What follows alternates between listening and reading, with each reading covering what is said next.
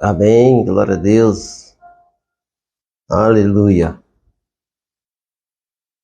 Oh Deus poderoso, maravilhoso Pai, estamos chegando aqui novamente com mais um momento com palavra, para falar do amor de Deus, da presença de Deus, para falar da palavra de Deus. Queremos desde já mandar um abraço para meus irmãos, amigos, que esta noite estarão compartilhando conosco. Antes, porém, vamos orar a Deus, agradecer ao Senhor. Pai querido, nós te adoramos, Pai, te louvamos, exaltamos ao teu santo nome. Nós te damos graças, Senhor, pela tua infinita bondade, pelo teu amor, que tem sido maravilhoso para conosco. Colocamos a tua presença, a vida, Pai, dos meus irmãos, meus amigos, que esta noite estarão conosco, compartilhando esta palavra. Nós te adoramos e te exaltamos em nome de Jesus. Aleluia, glória a Deus, né? Amém? Deixa eu me situar aqui na história. Hoje nós vamos falar um pouquinho da carta de Paulo aos Efésios, né? Vamos falar das dimensões do amor de Deus. Maravilhoso, Pai. Deixa eu ver se eu acho aqui. Amém. Glória a Jesus. Aleluia. Deus maravilhoso. Pai poderoso, amém? Vamos falar um pouco da carta de Paulo aos Efésios. Efésios capítulo 3, versículo de 14 a 21. Tá bom? Um texto lindo. Vamos ler. Por esta razão eu me ponho de joelhos diante do Pai. Paulo começa assim, né? Por esta razão me ponho de joelhos diante do Pai, de quem toda a família, nos céus e na terra, recebe o nome. Peço a Deus que, segundo a riqueza da sua glória, conceda a vocês que sejam fortalecidos com poder mediante o seu Espírito no íntimo de cada um. E assim, pela fé, que Cristo habite no coração de vocês, estando vocês enraizados e alicerçados em amor. Em amor. Isto para que, com todos os santos, vocês possam compreender qual a largura, presta atenção aí, qual a largura, o comprimento, a altura e a profundidade, e conhecer o amor de Cristo, que excede todo entendimento, para que vocês fiquem cheios de toda a plenitude de Deus. Ora, aquele que é poderoso para fazer infinitamente mais do que tudo o que pedimos ou pensamos, conforme o seu poder que opera em nós. A ele seja a glória, a igreja e em Cristo Jesus, por todas as gerações, para o sempre. Amém. Que texto lindo, né, irmãos? Um pouquinho da carta de Paulo aos Efésios, né? Vamos dar uma boa noite para o pessoal que está chegando por aqui. Dean, boa noite para Jesse Leite, para Suzete, a Valci, muita gente aqui. Vou colocando alguma coisa aí. A gente vai interagindo, tá bom? Então, amados, Paulo foi o maior bandeirante, maior desbravador e missionário da igreja no primeiro século. Em suas viagens missionárias, pregando a palavra de Deus e plantando igrejas por onde passava. Em uma dessas viagens, ele chega a Éfeso, né? Cidade marítima da Ásia, né? Capital da província da Ásia, cidade muito habitada. Diz a história, né, que Éfeso tinha mais de 300 mil habitantes naquela época de Paulo. E também era uma cidade fortemente idólatra. Naquela cidade existia uma das 7 maravilhas do mundo antigo, o templo da deusa Diana dos Efésios, uma construção suntuosa, uma obra-prima da engenharia daqueles tempos. Era uma construção muito grande, esse templo. Então, o povo de Éfeso era muito ligado a essa deusa, essa idolatria, a deusa Diana, ou Artemis, como era conhecida na língua grega. A carta de Paulo aos Efésios é o 49º livro da Bíblia e o 10º do Novo Testamento. Nesta carta podemos observar diversos ensinamentos dados pelo apóstolo Paulo aos santos que estavam em Éfeso. Que maravilha! Lugar que visitou durante suas viagens missionárias. A autoria do livro é atribuída ao apóstolo Paulo. Ele escreveu esta carta aos Efésios quando ele estava preso em Roma. Então, nós sabemos que Paulo foi levado preso para Roma. O apóstolo Paulo inicia o livro apresentando os feitos de Deus e os princípios de todas as suas realizações. Em seguida, esclarece sobre o modo como os cristãos devem se posicionar em relação a Cristo. Ao vivermos em uma vida em Cristo, somos renovados, que quanto ao trato passado, vós despojei do velho homem que se corrompe pelas concupiscências do engano, ensinamento de Paulo, e vos renovei no espírito da vossa mente, e nos revistais do novo homem, que segundo Deus é criado em verdadeira justiça e santidade. Que maravilha! O apóstolo Paulo também instrui a todos para que andem conforme os ensinamentos de Deus, tendo sempre humildade e amor ao próximo. Ele esforça a necessidade de sermos firmes em relação à vida no Senhor Jesus, não nos deixando influenciar por palavras vãs, homens e falsa doutrina. Isso é um caso muito sério, irmão, porque nós hoje nós temos que ter esse cuidado para ser influenciador. Nós temos que influenciar por onde passamos. Entretanto, as coisas estão tão complicadas que às vezes nós somos influenciados. Ao invés de influenciar as pessoas, nós estamos sendo influenciados por algumas coisas, né? Mas nós temos que ter muito cuidado com esse negócio, né, irmãos? Mas essa carta, amado, esse pedacinho que nós vamos ler aqui, esses poucos versículos, nós vamos aprender bastante com o apóstolo Paulo. Nós vamos ler só do versículo 14 ao versículo 21 do capítulo 3. Capítulo 3, né? Então, o versículo 14, aí eu quero que os irmãos se situem bem e prestem muita atenção na exposição do texto. Diz assim: por esta razão, versículo 14, por esta razão eu me ponho de joelho diante do Pai. Paulo está falando de uma situação muito interessante, porque é costume dos judeus daquela época e da época atual, até hoje, os judeus só oram em pé, né? Não é costume deles, por exemplo, ficar de joelho. Quando nós vemos, por exemplo, alguma filmagem, alguma reportagem a respeito do Muro das Lamentações em Jerusalém, você vê que os judeus estão todos de pé, encostados no muro. Mas Paulo disse que eles colocou de joelho. Então, colocar de joelho para os judeus era um sinal de humildade e reverência a quem ele estava adorando. E ele explica que eu me ponho de joelho diante do Pai. Não tem autoridade maior para que nós possamos nos colocar de joelho, nos reverenciar, nos humilhar diante dele, que é o nosso próprio Deus. Então esse texto narra a segunda oração de Paulo. A segunda oração de Paulo à igreja de Éfeso. A primeira oração de Paulo está no capítulo 1. Lá nós encontramos a primeira oração que Paulo faz à igreja de Éfeso. Então qual a razão desta oração?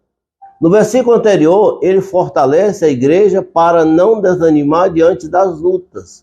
Qual a razão que ele começa falando? Por esta razão. Qual a razão? Está no versículo 13, quando ele diz: portanto, eu peço que não desanimem por causa das minhas tribulações em favor de vocês. Por isso é motivo de honra para vocês. Então, a razão principal que Paulo está falando, que ele se punha de joelho diante de Deus pela igreja de Éfeso, era justamente essa questão de que a igreja de Éfeso precisava ser fortalecida. Ela precisava ser fortalecida no Senhor diante de muitas coisas, principalmente diante da idolatria. Como nós falamos na introdução, a cidade de Éfeso era uma cidade muito idólatra mesmo. Mas Paulo foi quebrando essa corrente de idolatria através da pregação da palavra. Então aqueles irmãos se converteram em Cristo, precisavam muito ser fortalecidos diante das dificuldades que eles enfrentavam, da cultura da cidade, para que não pudessem, se desviar do caminho do Senhor. Então Paulo está falando: por esta razão eu me ponho de joelho diante do Pai, pela igreja. É importante a preocupação de Paulo pelos irmãos que estavam naquela cidade. Porque ali em Éfeso, né, existia, além da idolatria, a questão da deusa Diana, existe também muita questão ligada ao culto aos anjos, né? Que era um tipo também de idolatria que existia naquele povo. Então era comum naquela região da Ásia, em Atenas, né? Ali na cidade de Hierápolis, Colossos, né? Tiatira, que era a cidade que estava próxima de Éfeso, a esse sistema de idolatria, de culto aos anjos, né? E Paulo está reforçando essa necessidade da igreja ser fortalecida no Senhor. E é interessante, amados, que hoje, nos dias de hoje, a nossa igreja também precisa desse cuidado. Nós trazemos esse ensinamento de Paulo para a igreja nossa hoje, para a igreja dos dias de hoje, que a igreja também precisa ser fortalecida no Senhor diante das dificuldades.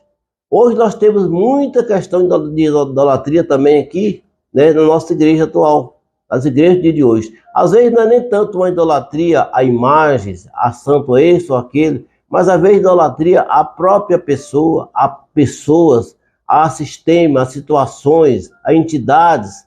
Então as pessoas pensam que praticar idolatria só quando nós nos prostramos diante de uma imagem de escultura. Não. Existe muitos tipos de idolatria nas nossas vidas. E nós precisamos ter muito cuidado. Nós não precisamos idolatrar nós mesmos. Porque às vezes as pessoas hoje têm tanto cuidado consigo mesmo que esquecem de Deus. A preocupação com o embelezamento, a preocupação às vezes com a vaidade excessiva, faz com que muitas pessoas percam o sentido, percam o interesse de servir a Deus para se cultuar a si mesmo, né? E também tem a questão de outro tipo de idolatria. Idolatrar pessoas que amamos, né? As pessoas que amamos têm que ser amadas e não adoradas. Nós temos que ter muito cuidado. Nunca dizer para a pessoa que a gente ama, eu te adoro. Isso é uma frase incorreta para nós cristãos. Nós não adoramos pessoas, nós adoramos a Deus. A palavra de Deus diz que Ele é o único que deve ser adorado, o único que deve ser cultuado. Então evite, por exemplo, se você ama a sua esposa, o seu esposo, o seu filho, nunca dizer essa expressão, eu te adoro. Porque essa expressão deve ser dirigida somente ao nosso Deus triuno, Pai, Filho e Espírito Santo. Amém? Entendido, né? A questão da idolatria. Então a idolatria do povo da cidade de Éfeso era mais ligada a uma deusa, uma imagem, né? Naquele tempo era muito comum. A cidade de Atenas, por exemplo, na época de Paulo, existiam centenas de deuses, né? Deuses, né? E entre eles existia o Deus desconhecido, que era o nosso Deus. Maravilha. Boa noite, Edinaldo. Edinaldo chegou por aqui. Bom mesmo que você está por aí. Amém? Glória a Deus. Então, meus irmãos, nós vamos passar para o versículo 15, né? Versículo 15. Então, vamos voltar no versículo 14 para nós pegar o sentido da leitura, tá bom? Paulo diz, por esta razão eu me ponho de joelho diante do Pai, de quem? De quem toda a família do céu e na terra recebe nome. Recebe o nome de quem? De Deus. De quem toda a família nos céus e na terra recebe o nome de Deus. Aqui existe a alusão, primeiro, a questão dos anjos. Os querubins, os serafins, que prestavam culto a Deus. Então, eles também recebiam o nome do Pai. Né? E também Paulo dá uma referência aqui, à igreja em duas dimensões. A igreja triunfante e vitoriosa, onde reinam os santos de Deus. Aqueles que já ressuscitaram, né, que estão com o Pai. A igreja vitoriosa. Né? E também a igreja que será arrebatada no dia que Jesus vier. Mas também Paulo se refere à igreja da terra, onde militam os crentes, onde nós militamos, onde nós prestamos culto a Deus, onde nós congregamos. Então, nós também somos chamados filhos de Deus. Né? Nós recebemos o nome do Pai. Como ele diz, de quem toda a família nos céus, referindo aos anjos e o pessoal da igreja vitoriosa, recebe o nome. Né? Interessante. Nos céus, Deus é chamado de Pai. Na terra, na terra, Deus é chamado de Pai, ou seja, o Pai é a nossa própria identidade. Deus é a nossa identidade. Nós somos filhos de Deus, filhos do Deus Altíssimo. Olha só, a respeito de identidade, veja que está escrito no livro de 2 Crônica, capítulo 7, versículo 14. Na primeira parte do versículo diz assim: se o meu povo, olha só, se o meu povo que se chama pelo meu nome, seja uma identidade de Deus. Então o povo de Deus se identifica com o nome de Deus, tem o nome do Pai. Então é importante nós entendermos, por isso que Paulo fala que as famílias, tanto no céu como na terra, recebem o nome de Deus. Porque nós somos a igreja do Senhor. Então nós somos o povo de Deus e recebemos o nome do Pai. Como está escrito lá em 2 Crônica 7,14. Se o meu povo, que se chama pelo meu nome. Aleluia. Bento Pereira Luz Lima. Está assistindo nós, né, Bento? Um abraço para você. Que Deus te dê graça, meu irmão. Onde você está? Está em Conceição do Araguaia? Ah, fala para nós aí. Olha, Filipenses capítulo 3, versículo 20. Tem uma referência muito interessante sobre a nossa identidade cristã, a nossa identidade espiritual. Paulo escreve à igreja de Filipe quando ele diz: pois a nossa pátria está nos céus, de onde também aguardamos o Salvador, o Senhor Jesus Cristo. Olha só, Paulo está dizendo que nós temos uma pátria celestial, que nós somos cidadãos dos céus. Então nós temos o nome do Pai, porque nós somos cidadãos do reino de Deus. Então o cidadão do reino de Deus, o súdito do Senhor, recebe o nome do Senhor, Igreja de Deus. E o versículo 16, Paulo continua falando. Diz: peço a Deus que, segundo a riqueza da sua glória. Que maravilha, né, irmão? Peço a Deus que, segundo a riqueza da sua glória, conceda a vocês que seja fortalecido com poder mediante o seu espírito, no íntimo de cada um. Mas o texto que nós devemos parar um pouco para analisar, Paulo está dirigindo a igreja de Éfeso a respeito disso, dizendo: peço a Deus, na oração dele, que segundo a riqueza da glória de Deus, conceda a vocês, o povo de Éfeso, que seja fortalecido. Então o fortalecimento da igreja era o motivo da oração de Paulo. Fortalecido com poder, mediante o seu espírito, no íntimo de cada um. Aqui o apóstolo Paulo dirige a oração a Deus, fazendo menção à glória de Deus. Peço a Deus que a segunda riqueza da sua glória. O que é a glória de Deus? A glória de Deus, na sua santidade, é um conjunto de atributos que Deus tem. Deus é um ser que tem atributos específicos.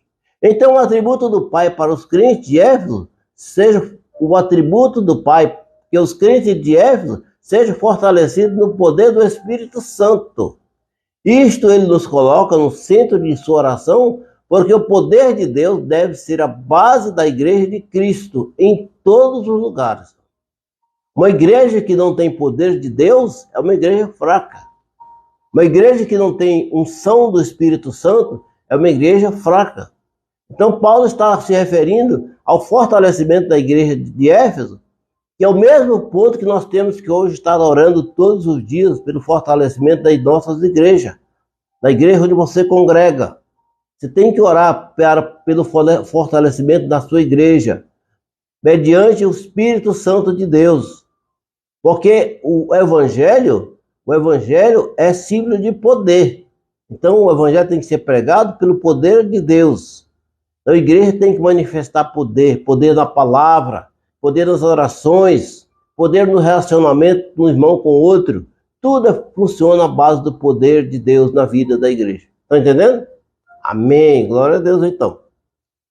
A respeito disso, o próprio Paulo escreveu na carta que ele escreveu aos Coríntios, na segunda carta, no capítulo 6, versículo 7, ele escreve o seguinte: na palavra da verdade, referindo à palavra de Deus, no poder de Deus, pelas armas da justiça, tanto para atacar como para se defender. Vocês estão entendendo a importância do poder de Deus na vida do cristão?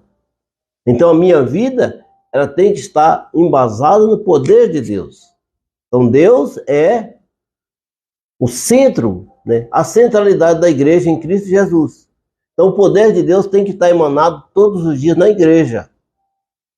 E até temos que tirar essa ideia de que Somente o pastor da igreja tem que ter unção, tem que ter poder, tem que ter palavra? Não. Todos nós, irmãos, todos nós temos que buscar o poder de Deus. Todos nós temos que buscar a unção do Espírito Santo. E como fazer isso? Na prática constante das orações, na leitura da palavra de Deus, no relacionamento dos irmãos. Irmãos, essa questão da unidade da igreja é muito importante. A unidade do corpo de Cristo é muito importante. Então a igreja tem que estar unida todos os dias, todos os dias. Nós temos que estar unidos uns com os outros, como corpo de Cristo, para que a igreja seja fortalecida. Quantas vezes o irmão está passando por dificuldade, está fraco, mas quando recebe uma palavra de outro irmão, em unidade e amor, a pessoa é fortalecida. Então é importante. Então a igreja tem que viver no dia de hoje, baseado no poder de Deus, na unção do Espírito Santo, na oração, na palavra e na unidade entre os irmãos. Conforme diz o salmista, quão bom e quão suave é que os irmãos vivam em união. Ou na versão NVT diz, que bom que os irmãos vivam unidos. Unidos, irmãos. Nós, irmãos cristãos, devemos ter esse princípio de unidade. E aqui falando para todos vocês que estão me ouvindo e aqueles que irão ouvir depois, é que é importante nós compreender a questão de estarmos unidos em Deus. Glória a Jesus. Também Paulo nos ensina na primeira carta aos Coríntios, capítulo 18, a respeito do poder que está na palavra de Deus. Quando ele diz, certamente a palavra da cruz, que é a palavra de Deus, é loucura para os que se perdem, mas para nós que somos salvos, ela é o poder de Deus. A palavra é o poder de Deus. Para muitos até loucura, né? Para muitos é loucura. Quantas pessoas não ignoram a palavra de Deus, não ignoram a Bíblia? Acham até que é um livro de fanáticos, mas não entendem que ali naquele livro, neste livro que eu estou lendo aqui está a palavra de Deus falada. Então, nós temos que compreender. E às vezes diz assim, mas Deus não fala comigo. Não fala porque você não lê a palavra. Porque nós não lemos a palavra. E quando nós lemos a palavra de Deus, Ele fala conosco através da sua palavra. É importante isso, irmãos. É como diz o bispo Ronaldo, da igreja do Serrinha, né? Se Deus não falou contigo hoje, por que você não leu a Bíblia hoje, né? Interessante essa colocação dele, mas é isso mesmo. Deus fala conosco através da palavra. Deus fala conosco através do Espírito Santo. Deus fala conosco através dos irmãos, através de pessoas. Porque Deus se manifesta segundo a sua vontade. Né, Benedita? Boa noite para você. Benedita Luz. E ainda na carta de Paulo aos Romanos, no capítulo 1, versículo 16, ele fala sobre isso. Pois eu não me envergonho do Evangelho. Eu não me envergonho do Evangelho. Que situação, que autoridade Paulo tinha e tem para falar sobre isso, irmão. Quando ele diz, eu não me envergonho do Evangelho. E eu, irmão, e você, e nós. Quantas pessoas, irmão, têm dificuldade até de carregar uma Bíblia para não se expor diante dos amigos, diante da sociedade, porque é muito ligado as pessoas que carregam a Bíblia a ser crente. Então as pessoas evitam carregar a Bíblia. Ainda bem que hoje tem a Bíblia eletrônica que você pode colocar no seu celular. Mas eu prefiro a minha Bíblia de papel, tá? Para ler. Não estou dizendo que não deve ler a Bíblia eletrônica. Não, deve ler sim. Mas é porque parece que é mais gostoso quando nós lemos a Bíblia escrita, né? Bíblia de papel. Mas tudo bem. Paulo diz, pois eu não me envergonho do Evangelho, porque é o poder de Deus para a salvação de todo aquele que crê. Não é isso? O Evangelho de Deus, o Evangelho de Cristo é o poder de Deus para a salvação de todo aquele que crê. E como você vai crer? Como você vai crer? É aquilo que está escrito lá em Romanos, né? Como virão se não tem quem pregue? Então precisa que alguém fale para que alguém ouça. E quando ouça, creia e se converta e sejam salvos, né? Então, para isso, tanto faz o judeu, como o grego, como o gentil, como o brasileiro, quando lê o Evangelho, O poder de Deus, ele alcança a salvação através da palavra de Deus. Glória a Jesus. E no versículo 17, Paulo fala a respeito desse tema, da oração que ele está fazendo na igreja de Éfeso. Ele diz, e assim, pela fé, é importante, irmão, pela fé em Cristo, pela fé que Cristo habite no coração de vocês, estando vocês enraizados e alicerçados em amor. É muito importante quando nós vemos essa expressão que Paulo usa. Cristo habite no coração de vocês. Vejamos a essência dessa palavra. Paulo pede que pela fé Cristo habite no coração dos crentes de Éfeso. É o mesmo pedido, é a mesma coisa que nós falamos hoje. É importante que Cristo habite em nossos corações. Porque uma coisa é dizer que servimos a Cristo. Outra coisa é verdadeiramente deixar que Ele habite em nós. Deixar que Ele habite em nós. Porque Cristo habitar em nós é algo profundo, irmãos. Habitar e permanecer, é fazer morada. E para Cristo morar em nós, fazer morada conosco, é preciso termos uma vida que permita a sua morada. Então, primeiro, precisamos abrir nosso coração para que Ele habite. Não é isso que está escrito lá em Apocalipse 3:20? Eis que eu estou à porta e bato. Se alguém ouvir a minha voz e abrir a porta, eu entrarei e cearei com ele, e ele comigo. Então, essa palavra, ela é uma palavra muito simbólica, mas de grande poder. Se alguém ouvir a minha voz, se alguém ouvir a minha voz e abrir a porta. Então, o que é ouvir a voz? É ouvir a palavra. É deixar que a palavra de Deus penetre na sua mente, no seu coração. É você estar ouvindo a voz de Cristo. E abrir a porta como? Abrir a porta e deixar que Deus habite na sua vida. Deixar que Deus permaneça na sua casa. Permaneça na sua vida. Isso é importante, né, Valci? Então, muitas pessoas falam, eu estou com Cristo. Estou com Cristo, mas Cristo está com você? Porque para Cristo estar conosco, nós temos que deixar que Ele habite em nós. Como diz a palavra aqui. E assim peço pela fé que Cristo habite no coração de vocês. Cristo tem que fazer habitação em nós. Não é isso que Paulo escreveu lá em 1 Coríntios 3,16? Quando ele diz assim, vocês não sabem que são santuário de Deus? E que é o Espírito Santo de Deus habita em vós? Então nós somos o santuário de Deus, onde Deus habita. Na época do Antigo Testamento, na época de Moisés, ele construiu um tabernáculo, um santuário, onde Deus habitava na arca, no propiciatório da arca. Era ali que o sacerdote entrava para encontrar com Deus, né? Era diferente de hoje, porque Deus habita em nós, que somos o santuário de Deus hoje, né? Não é importante, irmão, deixar que Deus habite em nós. Então, Paulo fez essa oração pela igreja de Éfeso, que é a oração que fazemos hoje por nós, pela igreja dos dias atuais. E pela fé, Cristo habite no coração de cada um. E que estejamos enraizados. O que é enraizado? Enraizado nos leva para o lado botânico, né? De uma árvore. Uma árvore, que é uma árvore? Você pega uma árvore muito grande, ela tem que ter raiz profunda para que quando vier o vento, a tempestade, ela não caia. Quantas vezes nós vimos na cidade que árvores são arrancadas, né? Porque não tem raízes, né? As suas raízes são rasas. Mas Paulo fala que nós devemos estar enraizados. A nossa raiz tem que estar profunda na palavra de Deus. A nossa raiz tem que estar profunda no Evangelho. Porque quando vier a dificuldade, nós estejamos firmes. Não é qualquer vento que vai nos derrubar. Não é qualquer tempestade que vai nos derrubar. E também ele fala, e alicerçado. O que é alicerce? Uma construção. Nós vemos hoje esses prédios muito altos, né? Prédio com 20 andares, 30. Que são fincados no chão através do alicerce. Então, um alicerce bem feito permite que o prédio se mantenha de pé, mesmo diante de ventos fortíssimos.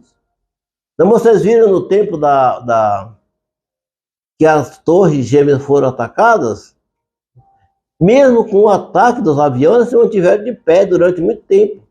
Elas não caíram porque o avião bateu nelas, literalmente, mas porque depois o calor do fogo destruiu a estrutura. Então ela não permaneceu de pé. Mas o avião bateu, ela continuou de pé. Por quê? Porque estava alicerçada. Outro exemplo muito prático é quando Jesus nos fala das duas casas, dos construtores. Aquele insensato que construiu uma casa na areia sem alicerce. Não estava alicerçado. E quando quando vieram o rio, a chuva, a tempestade, bateram contra aquela casa e ela caiu. Mas o outro construtor, que construiu sua casa sobre a rocha, cavou bem fundo o alicerce e colocou o alicerce bem forte. Quando veio as ondas do rio, quando veio a tempestade, quando veio a chuva, ela permaneceu de pé, porque estava alicerçado. Assim nós temos que estar alicerçados em Cristo. Nosso alicerce tem que estar em Cristo. Nosso alicerce tem que estar na palavra de Deus. Em amor, é muito importante que Paulo complementa essa frase. Em amor. Então, porque uma coisa, quando nós dissemos que Cristo habita em nós, esse habitar é menos que morar. É confessarmos que Cristo mora em nós, Ele reside em nós, Ele tem habitação em nós. Que maravilha, né? Maravilha mesmo. Olha só, Romanos, carta de Paulo a Romanos, capítulo 8, versículo 9. Paulo escreveu: vocês, porém, não estão na carne, mas no Espírito. Se de fato o Espírito de Deus habita em vocês. Se alguém tem o Espírito de Cristo, se alguém não tem o Espírito de Cristo, esse tal não faz parte dele. Então, o Espírito de Deus habita em nós.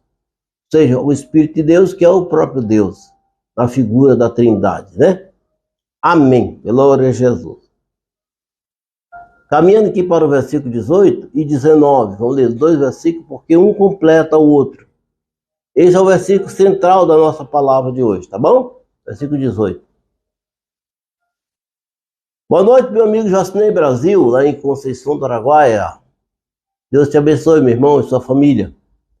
Diz o versículo 18. Isto para que com todos os santos são aqueles que congregam.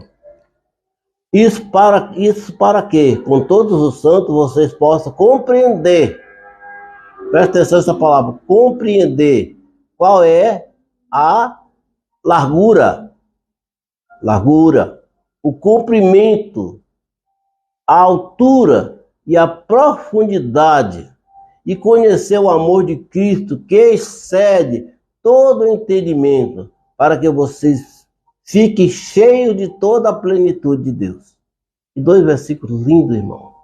Não falar da plenitude de Deus é falar de Deus em sua intranscendência, em sua infinitude, em sua imensurabilidade, em todos os seus atributos. Por quê, irmão? Somente Deus é intranscendente. Somente Deus é infinito. Não tem ninguém como Ele. Somente Deus é imensurável. Ninguém pode mensurar o Deus, mensurar o poder de Deus. Não, Deus tem vários atributos, muitos deles que não são compartilhados conosco. Alguns são, como a bondade de Deus, Deus compartilhou conosco, né? E outros tanto, quando nós dizemos que a luz de Deus, também Deus compartilhou conosco. Quando ele diz lá no Salmo, no Sermão da Montanha, vocês são a luz do mundo.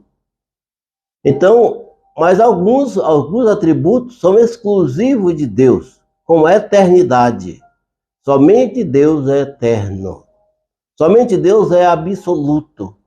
Somente Deus ele é onisciente, ou seja, ele sabe todas as coisas. Somente Deus é onipresente, ele está em todos os lugares. Somente Deus é onipotente, somente ele tem a força para todas as coisas. Mandar um abraço para meu irmão Antônio Luiz, olha só que maravilha, meu irmão. Deus te abençoe. Bom, o amor de Deus vai em seu cumprimento desde a criação do primeiro homem, Adão, até a existência do último homem, quando Jesus voltar ou no julgamento final. Então, o cumprimento do amor de Deus, cumprimento. O cumprimento do amor de Deus vai desde a criação do primeiro homem até a existência do último homem, que vai em sua altura dos altos céus até o mais baixo vale da terra, né? Que na sua profundidade alcança as profundezas dos oceanos, e na sua largura vai de um ponto a outro da terra. Como diz a palavra de Deus, que o amor de Deus é tão grande assim, que possa compreender a largura, o comprimento, a altura e a profundidade. E conhecer o amor de Cristo. Conhecer o amor de Cristo. Ou seja, o amor de Deus não pode ser dimensionado. O amor de Deus, ele excede todo o nosso entendimento.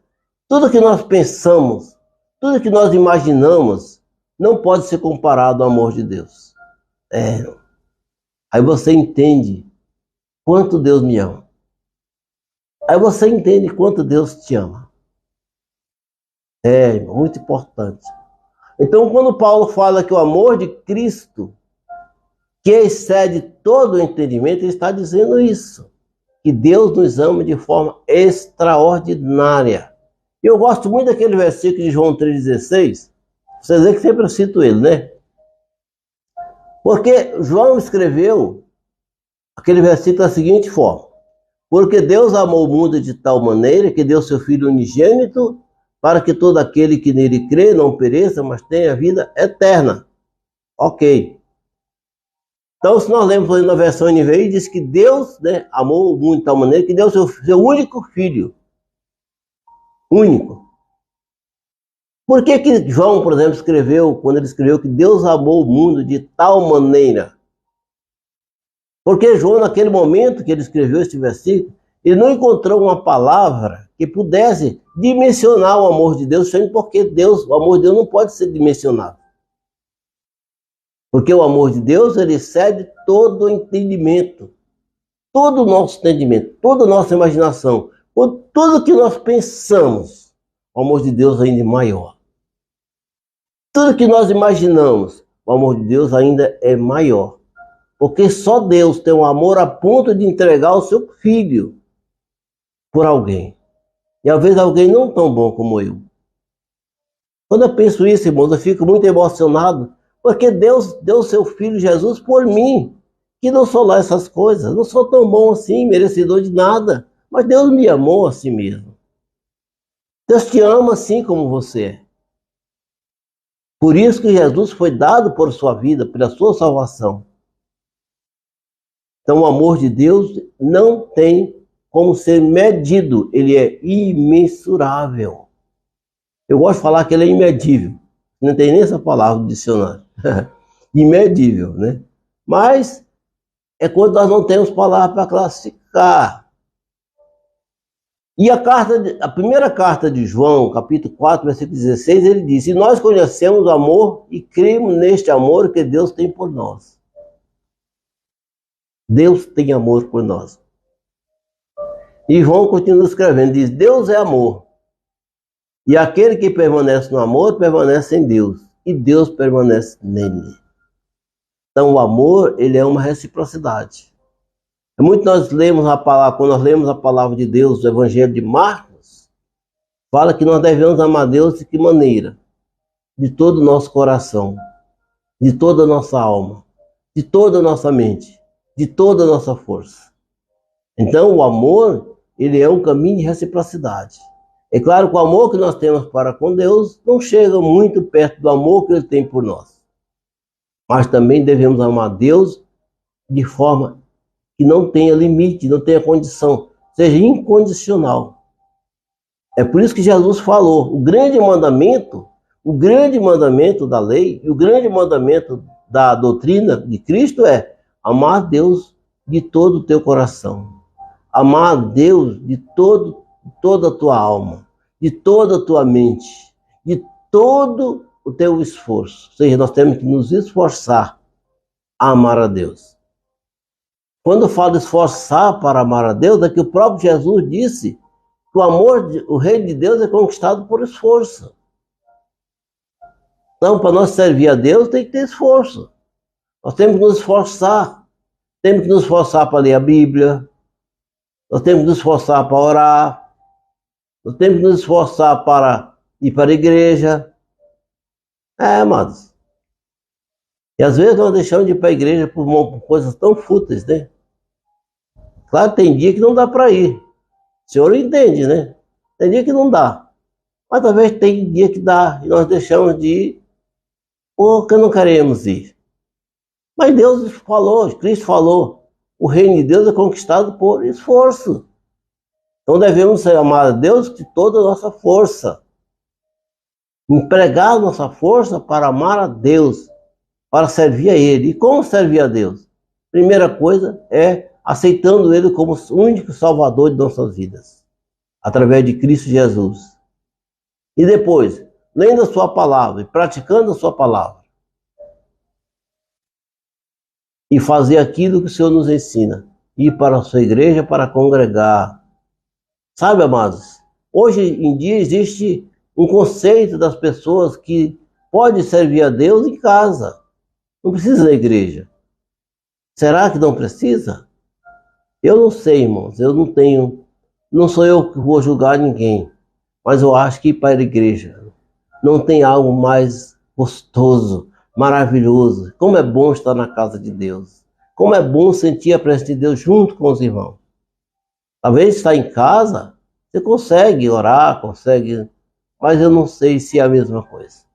Então aqui eu deixo a questão, que eu não vou julgar ninguém. Mas eu prefiro ir para a casa de Deus, assim como Davi. Salmo 27, Davi disse: uma coisa eu peço ao Senhor, que eu possa morar na sua casa para todo sempre. Então Davi amava a casa de Deus. E olha que a casa de Deus que Davi amava naquele tempo era uma tenda. Não tinha piso, não tinha ar-condicionado, não tinha poltrona, mas tinha a presença de Deus. Então não adianta às vezes o local que nós vamos ser um local suntuoso se não tem presença de Deus, é perda de tempo. Mas, assim como Davi ia na tenda do Senhor, onde estava a arca do Senhor para adorar a Deus, nós devemos ir na nossa igreja também para adorar a Deus. Adorar a Deus, irmãos. Não fixar nossos olhos no homem. Porque quando nós botamos nossos olhos no homem, logo nós vamos achar defeito. Mas quando nós fixamos nossos olhos em Deus, nós não vamos achar defeito jamais. E também, quando nós fixamos nossos olhos em Deus, não vamos achar defeito nos irmãos, porque Ele é a semelhança de Deus. Mesmo que Ele tenha defeito, e todos nós temos. Né? Então, é o que diz a palavra de Deus. Deus é amor, e aquele que permanece no amor, permanece em Deus. E Deus permanece nele. Entendeu? Que maravilha. Então, o que nós aprendemos? Que o amor de Deus existe em 4 dimensões. Primeiro, a largura, o comprimento, a altura e a profundidade. Então, podemos dizer que o comprimento vai desde a criação do primeiro homem até a existência do último homem. Podemos dizer, então, que a largura, vamos conceituar aqui, perdi aqui um pouquinho,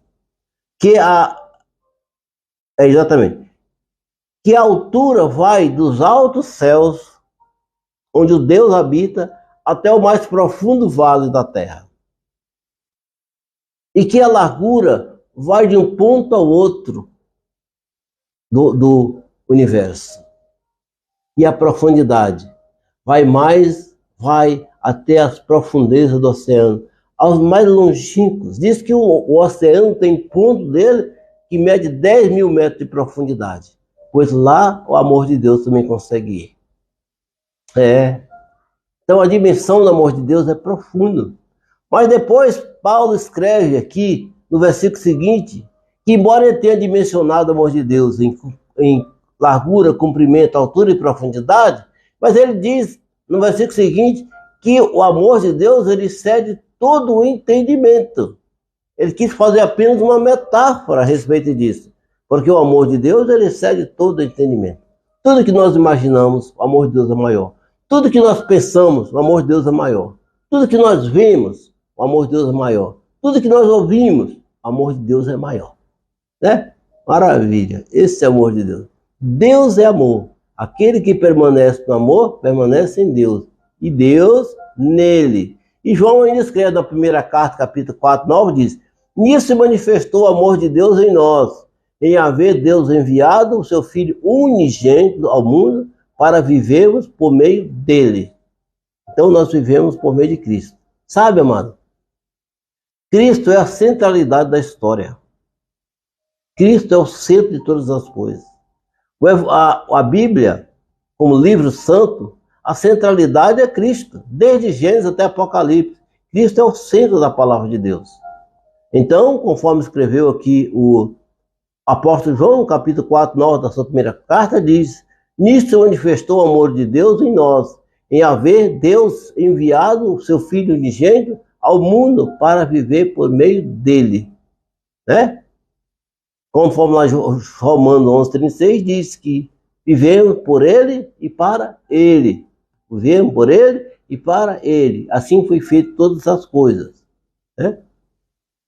E quando nós lemos lá em Filipenses, carta de Paulo à igreja de Filipos, Filipenses 4:7, está escrito o seguinte: e a paz de Deus, que excede todo entendimento, mais uma vez fala, exceder todo entendimento, guardará o coração e a mente de vocês em Cristo Jesus. Você fala, pastor, mas aqui está falando de paz.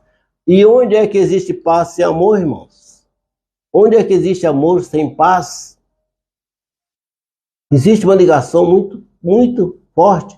Poderia ser escrito esse versículo de Paulo, dizer o amor de Deus que excede todo entendimento, como Paulo escreveu lá na carta de Paulo aos Efésios. Né?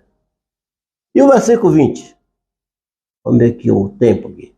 O versículo 20 está escrito assim: ora, aquele que é poderoso para fazer infinitamente mais...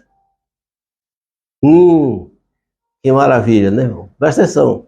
Vou ler para você.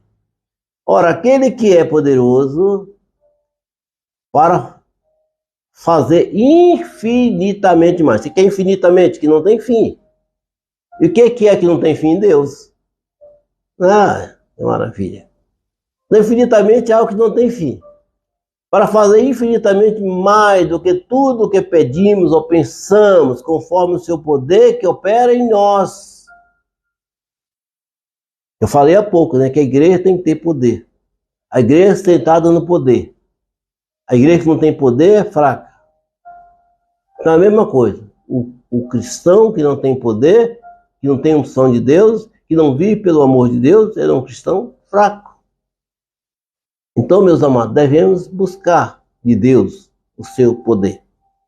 Então, neste versículo, Paulo faz um reconhecimento público do poder infinito de Deus. Essa infinidade que excede tudo que nós pensamos. Tudo que nós imaginamos. Tudo que o nosso pensamento pode pensar. Ainda assim, o amor de Deus é maior. Amém? João capítulo 14, versículo 13, diz: e tudo que vocês pedirem em meu nome, Jesus falando, isso farei, a fim de que o Pai seja glorificado. Então o poder de Deus é assim. E o poder de Deus se resume quando ele ressuscitou Jesus Cristo, né? 2 Coríntios 4,14, diz: sabendo que aquele que ressuscitou o Senhor Jesus também nos ressuscitará com Jesus e nos apresentará juntamente com vocês. Tudo é uma ligação, irmão. Tudo é uma ligação. Deus é maravilhoso. E finalizando o versículo 21, diz: a ele seja a glória. Eu gosto muito dessa expressão. A ele seja a glória. Toda a glória deve ser dada a Deus. Eu não tenho glória nenhuma. Muitas pessoas vivem para ter glória. Vivem para ter fama. Não, eu não quero ter glória. A glória é do Senhor. A glória é de Deus. Ele sim deve ser glorificado. É aí, né? Ele fala: a ele seja a glória. Então o Coríntios fala que a ele seja a glória, a honra. A ele seja a glória da igreja e em Cristo Jesus. por todas as gerações, para todos sempre. Amém. Não a ele seja dado toda a glória. Sabe, irmãos, assim como o sol tem luz própria, mas a lua não tem luz própria. A luz não tem lua, ela reflete a luz do sol. Então a luz só ilumina quando a luz do sol reflete nela. Assim é nossas vidas, irmão. Nós não temos luz própria. A luz que nós temos vem de Cristo. É a luz de Cristo que reflete em nós. E nós possamos então expandir a luz para outras pessoas. Nós não temos luz própria. A luz é de Cristo. Nós não temos glória, a glória de Deus. Amém? Não é que chegamos ao fim da nossa palavra de hoje? Que palavra linda, irmão. Vamos voltar. Eu quero voltar com os irmãos só para a gente ler, para recapitular. Versículo 18 e 19. Olha só. Isto para que, com todos os santos, todas as pessoas que servem a Deus, vocês possam compreender qual é a largura, qual é o comprimento, a altura e a profundidade do amor de Cristo. E complementando diz, e conhecer que o amor de Cristo excede todo entendimento. Quando nós entendermos isso, como diz aqui, para que vocês fiquem cheios de toda a plenitude de Deus. Oh, maravilha!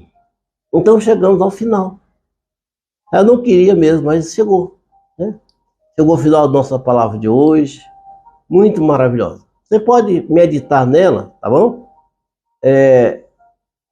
Carta de Paulo aos Efésios, capítulo 3. Leia o capítulo todo, irmãos. Leia o capítulo todo, você vai entender melhor.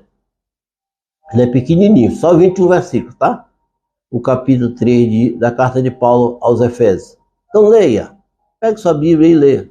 Seja ela no papel, no celular, mas leia para você ver. Tanto que é maravilhosa essa palavra. Conhecer as 4 dimensões do amor de Deus. A largura, o comprimento, a altura e a profundidade. E tudo que nós imaginarmos dentro desse conceito, o amor de Deus excede tudo isso. O amor de Deus excede tudo isso. Porque Ele é grande demais. Amém? Senhor Deus, te damos graça, Pai, por a Tua palavra. Te louvamos, Deus, pela vida dos meus irmãos, meus amigos, que compartilharam essa palavra hoje. Que o Senhor Deus possa abençoar cada um, em nome de Jesus. Daqui a pouquinho, amado, vou colocar essa palavra no YouTube, tá? Daqui 1 hora, mais ou menos, já está lá. E você pode ver, assistir na sua TV, né? Compartilhar com alguém. Também fica no Facebook, tá? Para você assistir quantas vezes você quiser, compartilhar com alguém que você ama. Fala para as pessoas, olha, assista a palavra. Assista. É muito importante. Assistir a palavra de Deus, ouvir. Porque nós só vamos crer em Deus quando nós ouvimos sua palavra. E só podemos ouvir quando tem alguém que fale. Então, por aí vamos, né? Fique da paz do Senhor, que Deus abençoe todos vocês. Nos encontramos na próxima quinta, se Deus permitir, né? Se Deus permitir, nós estaremos aqui. Na próxima quinta é 12 de outubro, né?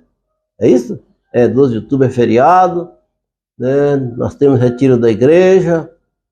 É dia de adorar a Deus, né? Muita gente pega feriado para fazer muitas coisas. Nós também, mas a principal delas é adorar a Deus. Fique na paz, até a próxima quinta.